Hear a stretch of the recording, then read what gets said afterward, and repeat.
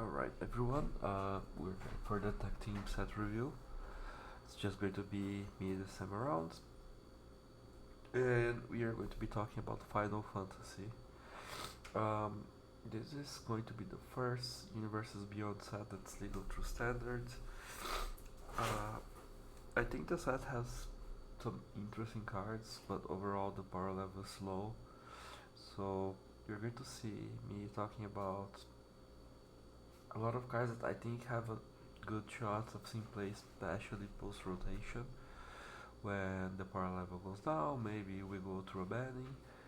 But I think the most important thing for me this time around is to point out potential players, especially in the future. I think some of them have legs right now, perhaps. Uh, so let's get into it. Starting off here, I'm just going to go through rarity. The set is gigantic. Uh, I was going to do a slide, but I figured it would be just too long. So I'm just going to go through the spoiler as we usually do. Starting out, I really like Yuna Hope of Spira. She works really well with Overlords, so I see, and like she also has a reanimation aspect to her. So, for example, I think she kind of fits well into what the domain deck is today, especially after Zur leaves us. But she can also fit in right now, maybe, because her last ability is kind of powerful. You just reanimate the Overlord from your graveyards or any of the new saga creatures that you might be in with a surveillance, or Rakshasa's Bargain is really sweet with her. Blue Overlord, what have you. In a way, she's a weaker Zur, but she also has a unique aspects to her. So I think this card is kind of nice. She's also not the easiest to remove the turn she comes down because of the word 2, so I quite like her. Next we have Claude, Midgard Mercenary. That's a cheap body for an equipment tutor, and one of the strongest cards in standard right now is Steel Cutter. So I think this card is probably pretty playable. I can also, like, there's a quite a lot of equipment cards in the set, so I'm really looking at Colossus Hammer for Pioneer, and I'm not sure how often the second ability of Cloud is going to come into play.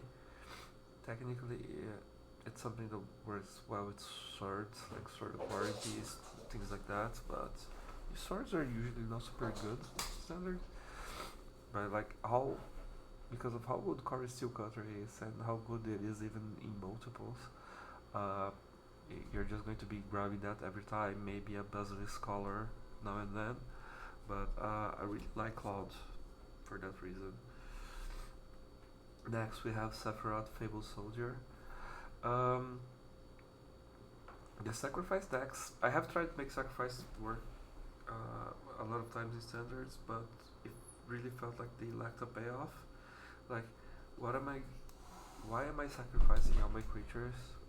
Like just besides the Blood Artist, and Sephiroth feels like that payoff because if you can flip him, you get a Blood Artist emblem and like a beefy creature. But I feel like the meat and potatoes of the flip is the emblem because you're just going to have that for the rest of the game. Uh, and the card is reasonable by itself. Um, so I kind of feel like he has potential to be a centerpiece of a sacrifice deck in standard. Next we have Summon Knights of the Round. I think this card is pretty strong. It's really annoying to deal with target for a Will's Awakening, and this card also works with Yuna. So like through reanimation style effects, And you can hardcast this in domain at some point. So are your green white control deck. One aspect about Yuna that I didn't talk about is how if you're doing that instead of Zur, the deck becomes so much smoother in a way because you're not splashing disaster card in your green white deck. So I feel like that might incentivize building domain in a different way. So it just becomes Celestia Beams with some overlords. Uh, and I feel like this card is really strong as well. Like you just make so much board presence. The creature is also indestructible. It is going to overwhelm your opponent. Next up we have a reprint, Dark Confidant. I think this card is quite nice for decks that have a lot of cheap spells like Black White Pixie. Because if you wanted card advantage, the Black White decks were kind of pigeonholed into playing Unholy Adex. And I feel like that card is not what you want a lot of the time. It's clunky, it's kind of slow, it's less good when you don't have a lot of demons in your deck naturally. This card is also quite nice at like in creature strategies. People are talking about this in like human stacking pioneer, for example. If we don't really have like white weenie style aggressive decks in standard right now, but this is like the type of card that they usually like. It's a body that attacks and provides card advantage. Um, this kind of compares to Caustic Bronco. I think Bronco is better than this if your deck can settle it, which is not the case for Pixie, for example, because you don't have a lot of creatures with a high power. So I feel like Covenant has a decent enough shots of seeing play for standards. Um,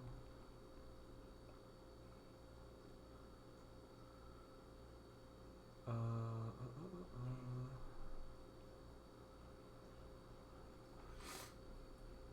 Next we have our first summon here. Summon Brewhilder. I feel like this card is kinda nice. Talking about like right now the Grow the Lyrio Shells. A creature enchantment, loot. Oh, sorry, it provides card advantage, so you're going to reveal the top of your library and you can play it.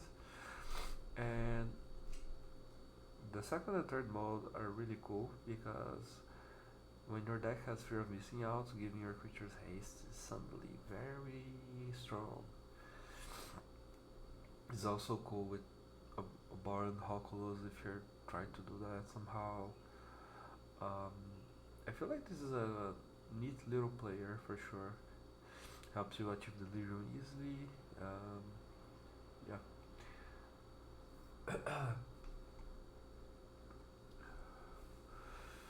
So let's see here what we have next. We have Luxiosis Sacrifice. This card is not great on rates because it's basically a worse Dissolve. I don't envision a situation where you have a bunch of disposable legends to sacrifice for this. I'm mostly flagging it because Stifle is a unique effect, and sometimes you need to reach for that to answer any particular problem that might arise in standard. Like there's a really strong cast trigger or something like that, and there's a bunch of like transform cards now as well in standard. So if you need some security valve for that, you're probably going to be reaching for this card. It is a bad negate, so that adds a little bit of flexibility for this. So card is probably fine. Next we have Halban, the bull. This one is also really nice with the equipment I was talking about, especially with Colossus Hammer in other formats.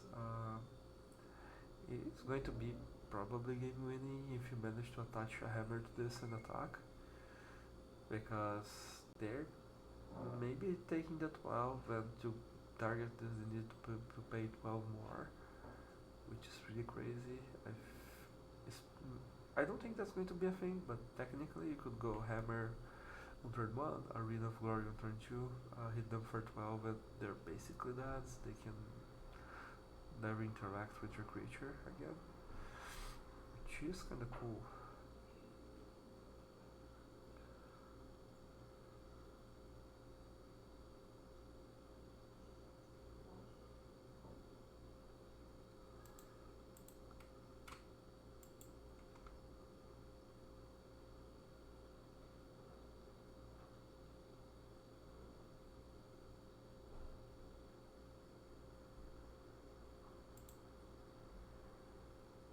As for Oranges is a card that I could see seeing play in a deck like Gruda Legion or a deck that's looking to milk cards for value. It's fine.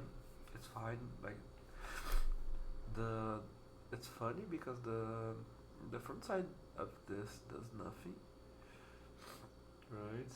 But you basically want to cast this for the flashback so you get the summon.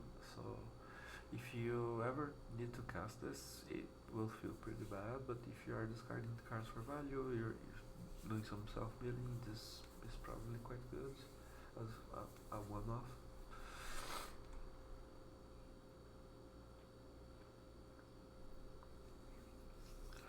Next we have Astrologian's Flinisphere. This card is quite nice. It makes it's sort of forest card with job select. It makes 1/1 attached to it, and whenever you play no creature spell, that creature gets a counter, and it's a wizard if that ever matters. Whenever you draw your third card each turn, so and like the equip cost is also cheap, so you can move this around to your Thunderstruck trainers or what have you. Uh, this is quite nice. I expect this to see quite a decent amount of playing like the red spell type decks for sure. Especially if you can bounce this whenever your creature dies, perhaps. So like this is also quite nice with this town big enough. We also have Tifa Lockhart. We're talking about this in like some kind of landfall aggressive creature deck. That might happen, but I'm not super optimistic. Like this is one of the cards that could see more play after rotation, that's for sure. If you have Fable Passage now, that's not really a super powerful land, but it is there.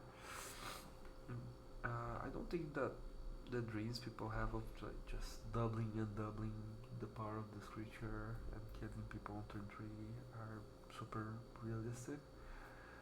But I feel like the card is fine. It's 2 mana after all. But you need to work for it. It's just like not going to be because on rate, if you it is a bear. It is just a bear when you play a land. So you need to put effort in to make Tifa actually impressive. Magnus Arsenal is kind of nice. It also has job select, and I'm just mostly flagging this because if your equipment decks end up looking like you want a beefier target for your clouds when Cutter is getting outscaled, this could be something you reach for. This is also probably a decent enough finisher for the artifact decks in standard with repurposing bay. Something to go up the chain if you're not playing United Battlefront. So probably a decent enough card for me. This is like a cross between Batter School and School Clamp. Oh, sorry, Cradle Plating, which is kind of neat.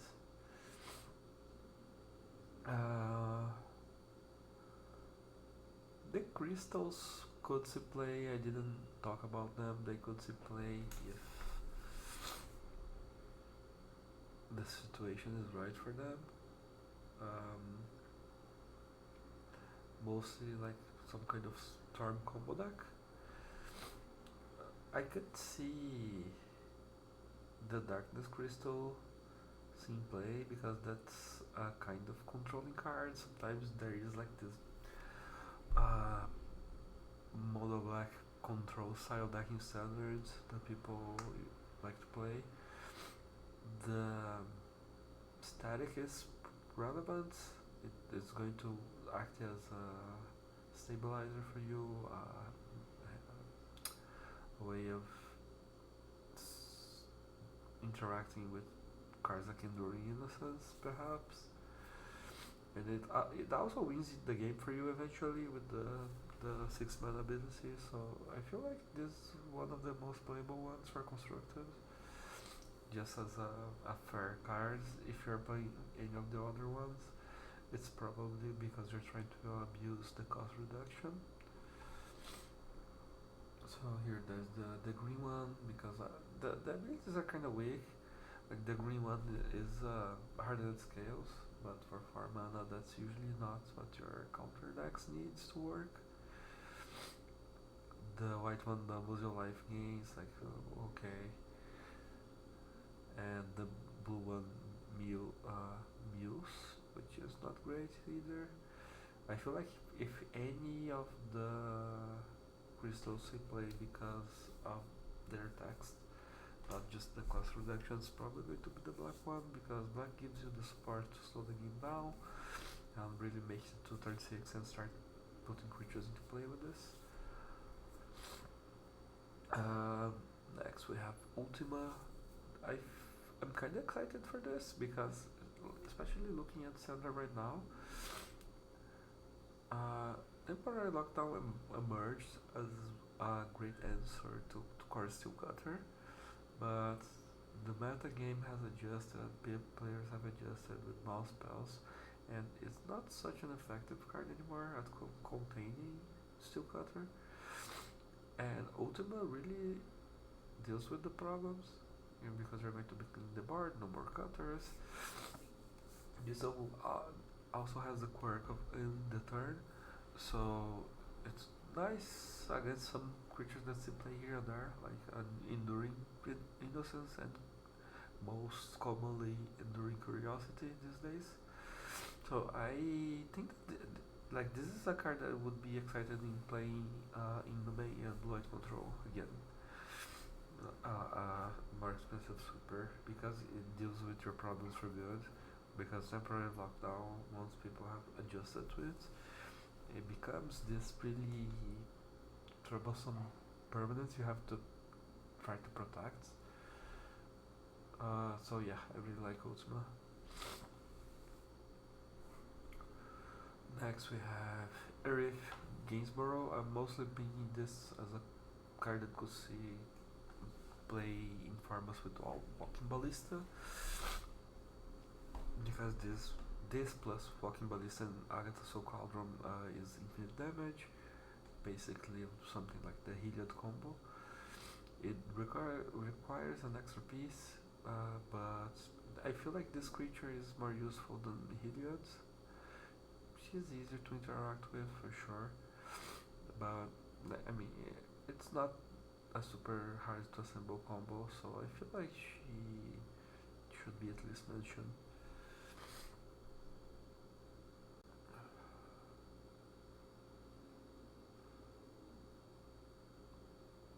Here we have Cecil Dark Knight. Um, this card's cool. I feel like it's. I'm not sure which kind of deck would play this. The obvious answer is like a black white aggressive deck or mono black aggro. He is a human that could be relevant or not. Yeah, but I feel like this card is pretty great. It could play worse than I'm thinking, but if you're in a race, especially if you're in a racing situation and you can flip this to help you break the race and have this 4/4 life linker, that's going to be quite nice. this card kinda talks well with Dark Covenant. You're going to be losing life, so you're going to flip this quite fast. So I feel like this card should play somewhere. It has the right amount of stats, and it's very cheap, which is important. Next we have Diamond Weapon. This card has been tailor-made to play with the Black Green Beans Self Mill deck, which has been a fringe deck in standard, but the differential of this creature is that it counts every permanent in your graveyard, so it's going to be easier to get this out than maybe one of the other ones that only costs creatures. It has pretty cool keywords as well. Reach helps you not get raised in the air, so it can block Oculus. It doesn't take combat damage, which is cool, so you just can block shoulder or attack into it. Yeah, it is legendary, so you can't have multiple outs, but I feel like this is going to be a far off that kind of deck for sure. It just reads pretty strongly to me.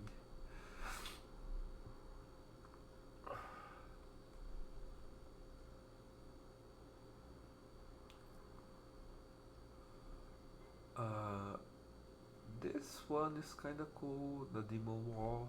It's a 2-mana demon that has Defender, it's a 3/3. I'm talking about this because of Unholy Annex, of course. So that's how there is to it. You can go 2-mana defensive demon into Unholy Annex, which is kinda important, I think, because one of the ways people try to deal with Annex is just killing you. And this is a pretty beefy creature that also dodges go for the trophy. And they need to bargain Torch the Tower to deal with this. So I feel like this card is pretty playable for sure.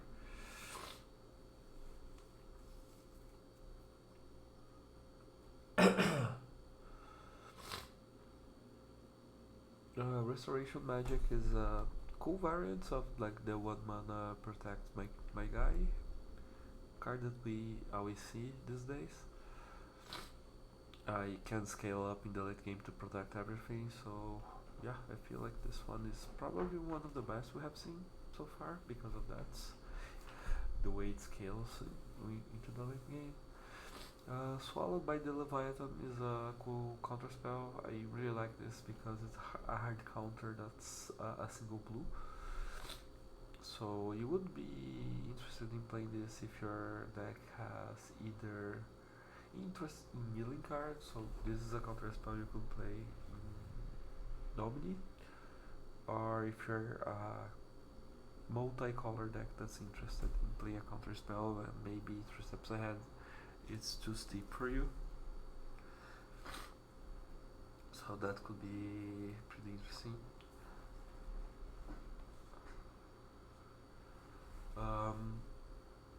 Next we have Battle Menu. This card, I was really excited about this one when I first saw it, but the more I looked at it, the more I had the feeling that it has fireballs, but all of them are a bit underwhelming, and flexibility is not as powerful when everything you can do is a bit weak. But I feel like this card still has the power level to still play. This something like this would be perfect if you're playing like a white aggressive deck, and you bring this out of the sideboards to deal with your opponent's big creatures, or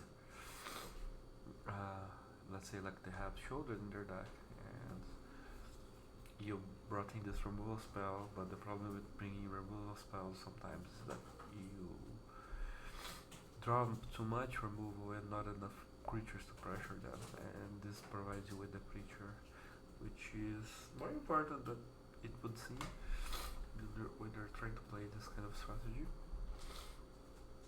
So yeah, I think this card is okay. I'm definitely come down on my opinion.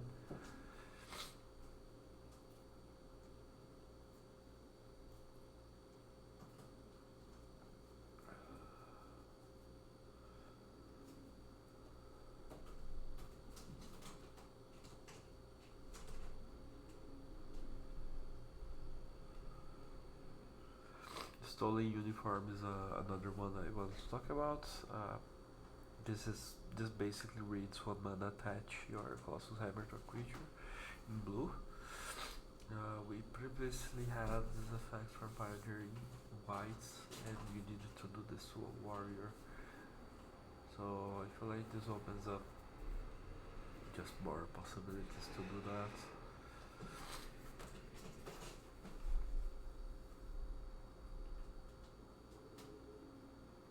Zac Fair is also kinda nice.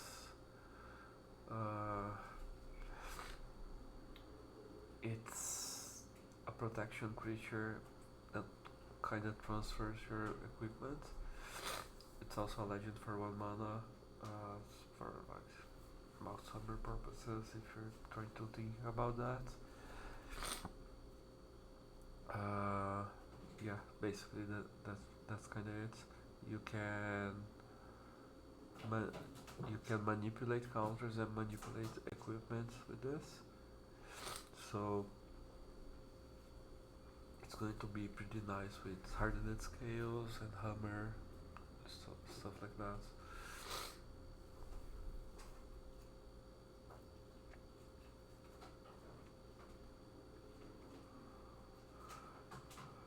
People are talking about self-destruct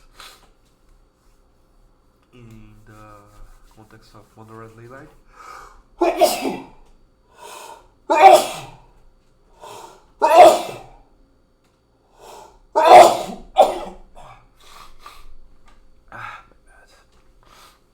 In the context of the Mono Red Leyline deck, because of how this interacts with Streaming Nemesis and Hardfire Hero. It's probably fine. I'm not sure you want to play this over the Adventure Knight. Also because that's 1 mana. It's a sorcery, but I feel like that deck really cares about the fact being cheap, as cheap as possible, so you can pair it with multiple pump spells. But this is a pretty different fleeing than what we have seen, because of course if your creature has higher toughness than power, it survives.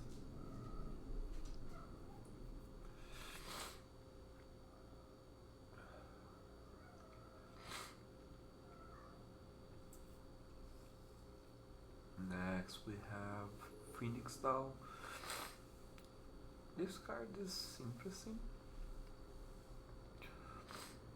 I'm not sure when you would play this over something like just a helping hand style effect.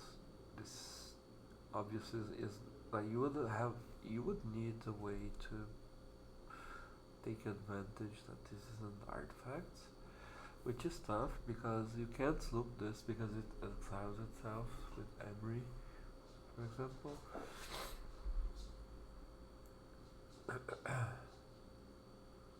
But this lets you reanimate bigger stuff, so you can get back your shoulders or your summons. Kinda cool. Not sure where this would sit play. It's like 3 mana to reanimate it further up. It's good enough rates, despite the creature coming into play taps. But it's a neat uncommon for sure. The Chocobo is also a card people talked about playing in the theoretical landfall deck with Tifa. Yeah, it's like 1 mana creature to start the ball rolling.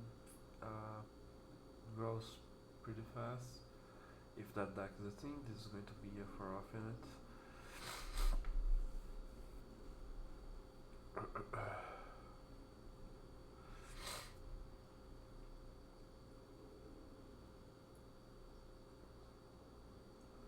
I kinda like Poison the Waters. It is cool that this is a perfect sideboard card against Convoke. Just lets you sweep the board or look at their hand and take the Night Arrow of Views. So it's also like a flexible card for your mid-range decks. It lets you have the mini sweeper that you might need for some matchup, but you don't really want to dedicate sideboard slots for that with your discard spell.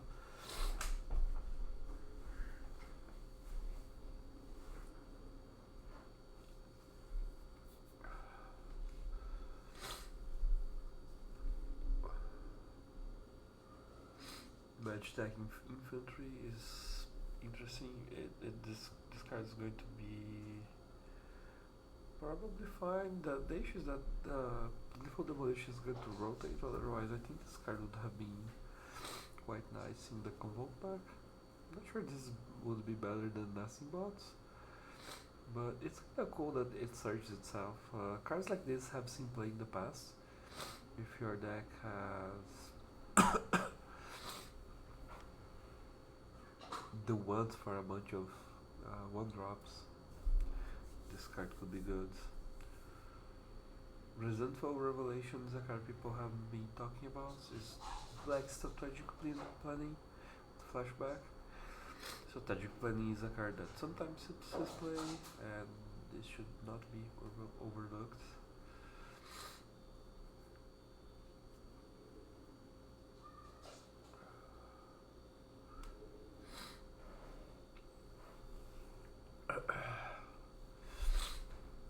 Yeah, but you see, as I was talking about, the set in general is pretty weak.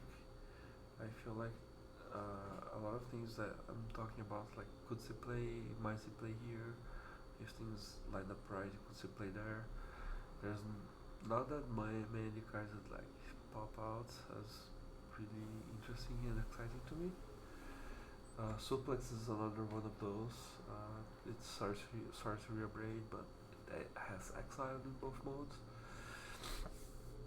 So if you're trying to answer something that needs to be exiled, this will be there for you. If not, braid is probably better because of the instant speed.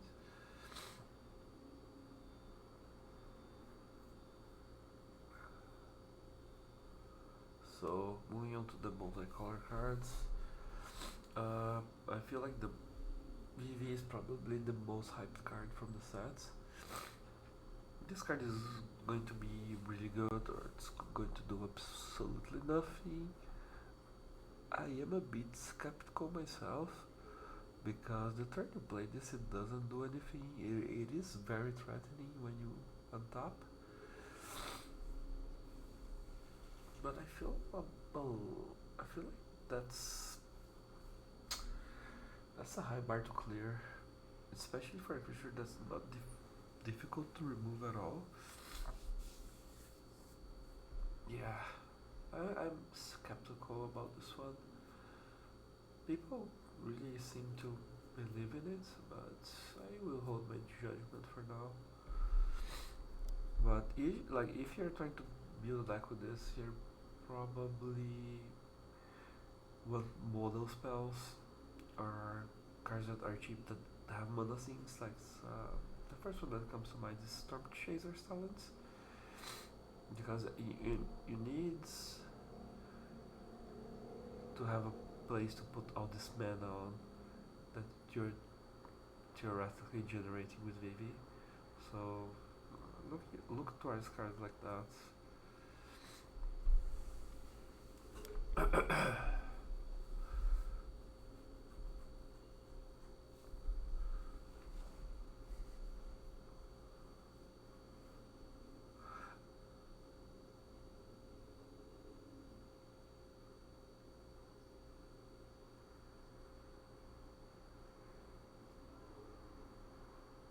Ignisantia is a card that could see play as well.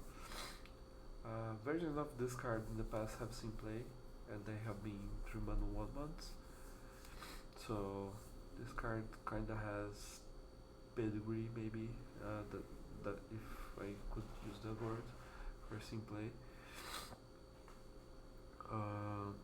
Yeah, sometimes like rep decks kinda want this. Oh, I kind of skipped the Wandering Minstrel. I feel like this is a modern card for sure. It is Totable Amulet of Vigor, or more specifically Spelunky, for the title deck. You can get this with green suns in it or Pacts if you need it. feel like people are at least going to try this. I don't understand enough about the deck to know for sure that it's going to stick. But yeah, this is one of the best one for modern for sure.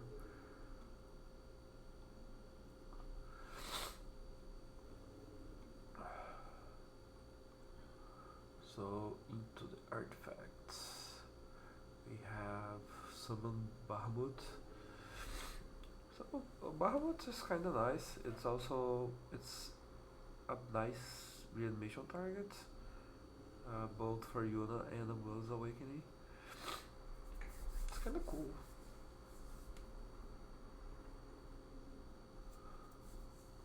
And also for like, I always forget you can reanimate this with like just regular reanimate cards. I feel like this is a pretty nice one to get with Zombify as well. So it's kind of cool, like some of the most expensive. Because instead of trying to play on blue-white omniscience, you can play black-white reanimator with a Will's Awakening and Zombify and you're trying to reanimate the summons instead of reanimating omniscience. So that could be cool. That could be a way of like trying to build the archetype.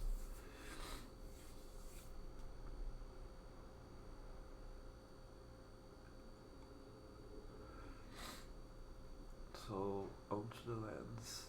The set has a set of a cycle of adventure lands that are monocolored. Some of them I think are better than the others, but it seems I'm really high on them because I think they're weaker than the Kamigawa lands.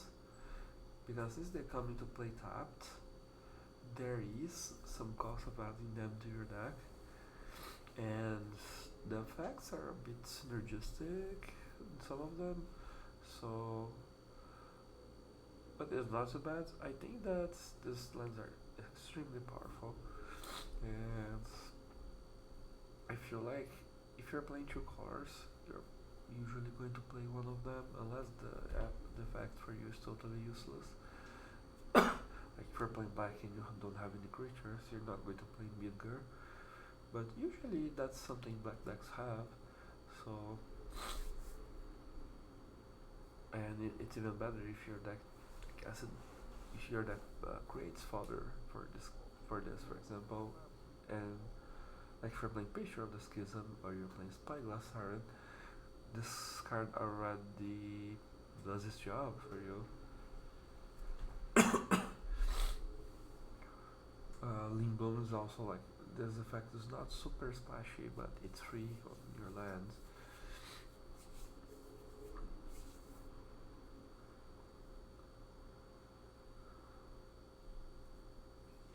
The most exciting one for me is starting town. I feel like this one is going to be very good for a deck that's kind of bad right now, which is Asper Pixie, because it's your three-color deck where the one is a bit inconsistent sometimes, and you already play a lot of pain lands. So I would probably swap a couple of those for stacking towns in my deck. Uh, and it's going to be great for consistency, but after rotation when the pain lands leave, this is probably going to be like the land that the aggro decks shift towards to fix their mana. So I feel like this one is going to improve quite a bit in playability after rotation because you're going to have less options.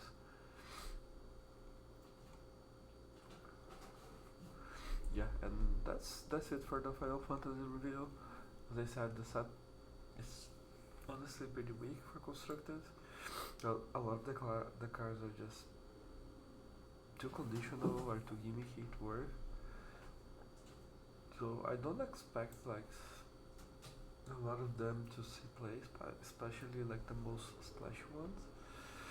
But I could see in the world where Kafka sees play, for example. But standard would need to be way different than what it looks like now for that to be the case. Yeah, but we will see. The set it's kind of cool, I guess. Uh, yeah, so that was the TacTeam set review. Thanks everyone, and see you next time. Bye.